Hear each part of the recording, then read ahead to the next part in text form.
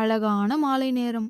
4 குழந்தைகள் நிக்கி, ருத்தா, பிரகீத், கிரிஷ் வீட்டில் சோபாவில் அமர்ந்தபடி ஒளிந்து பிடிக்கும் விளையாட்டு விளையாட தீர்மானித்தார்கள். நான் தான் தேடுபவள் என்று நிக்கி சோஃபாவில் எண்ண ஆரம்பித்தாள்.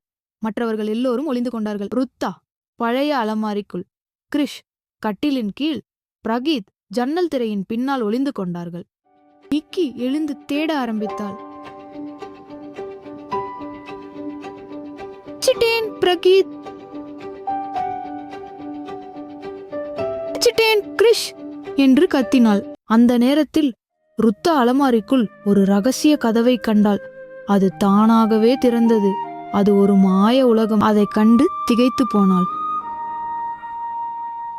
நிக்கி, பிரகீத், கிரிஷ் அவர்கள் ருத்தாவை வீடு முழுவதும் தேடி அலைந்து கடைசியில் அலமாரியை திறந்து அவளுடன் மாய உலகத்துக்குள் சென்றார்கள்.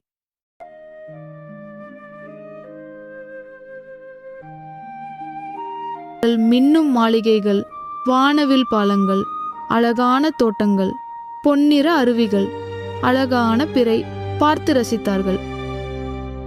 அவர்கள் கடைசியில் ஒரு மாளிகைக்குள் சென்றார்கள். அங்கே ஒரு அழகான அமைதியான ஏஞ்சல் புத்தகம் வாசித்துக் கொண்டிருந்தாள். அவளை சுற்றி வண்ணத்து பூச்சிகள் பறந்தன.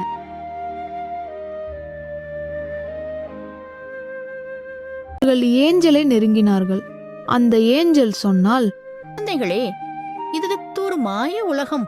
உங்களுக்கு அன்பு, அக்கறை, உணவு, சந்தோஷம் கிடைக்காது.